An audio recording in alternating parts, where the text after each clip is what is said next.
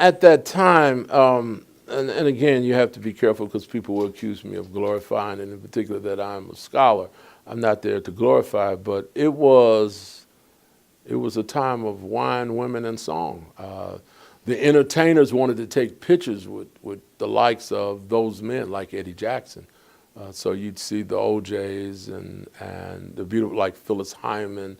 They were the ones that would go to the little private parties after a concert, and those men were an elite group.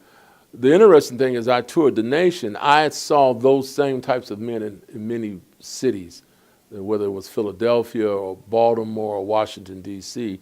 You see the same, you see the Eddie Jacksons and those types of men in other cities.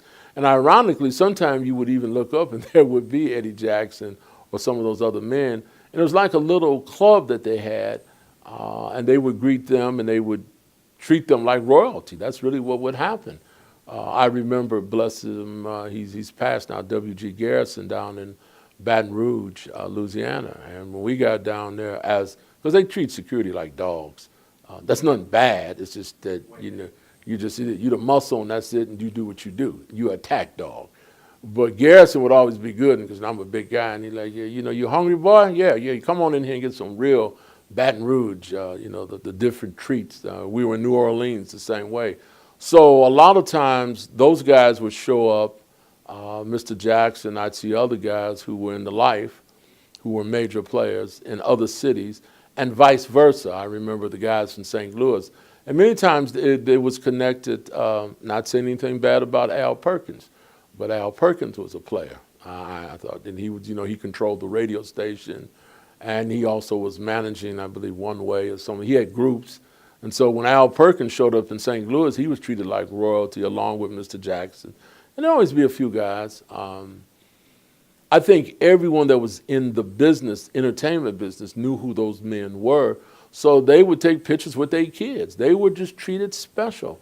I think that it would be misleading to say that probably to their children, about their children probably really didn't have any depth or understanding, especially when they were real young, that outside of that, my dad's important.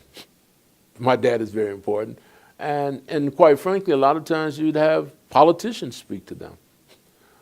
People would be careful about who they took their pictures with.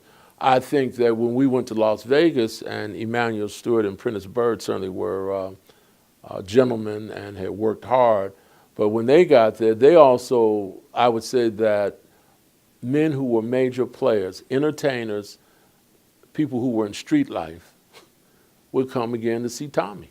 Tommy was, when we fought Ray Leonard, well, when Thomas, I didn't fight, but when Thomas fought Ray Leonard, it was almost like a religious gathering. Everybody came by to see Tommy. Sometimes I would laugh as a security guy, and I'd be like, whoa. I remember Jesse Jackson. I said, Jesse was over here with us, but then I looked around, he was over there with Ray Leonard. And Ray was the enemy for us at that time when they were fighting for the world, to consolidate the championship. But you see Jim Brown, and again, you see those same men, those men who were separate and different. Those same men that were players like Eddie Jackson, you didn't have to know specifically, but you knew damn well that when they showed up, they got into the VIP room. And so we'd have to let all our guys know that. Now, there were some, and I'm not saying Mr. Jackson, but there were some of those men who had their own Lou Gabrowskis with them. They had their own muscle with them. And most of the time, those men were fierce looking. They were, but they didn't do anything. They were just there kind of like insurance. And I took it as like politicians or kings of nations. They had their army with them. They have 2 or 3 guys.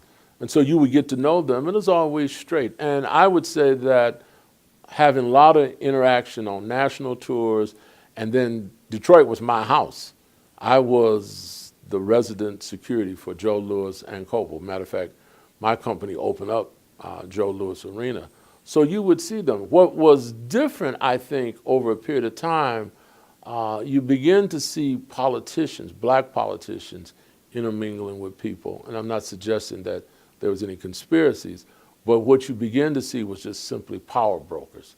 And I think that there's a myth in society that these are the bad people and these are the good people. And that's a lark. That really is. It's very powerful. You need to understand. And I think those children, many times I never had it with Mr. Jackson, but I've had other men who were of power come in with their kids and demand that we take care of their kids the same as a politician. So I won't name any politicians that at that time, but it could be a black state rep, a black state senator. There would be someone from the mayor's office. Those children would all be placed in a very safe place. Their fathers, for the most part, were, people may be surprised, relatively conservative. In other words, they didn't want their kids hearing any cursing, any hootie, I call it hootie-hoo, any behavior that wasn't coming. They were very protective of their families. So the little kids essentially many times were brats. You know, they were very smart kids. They went to private schools, and they were little brats, and you had to take care of them.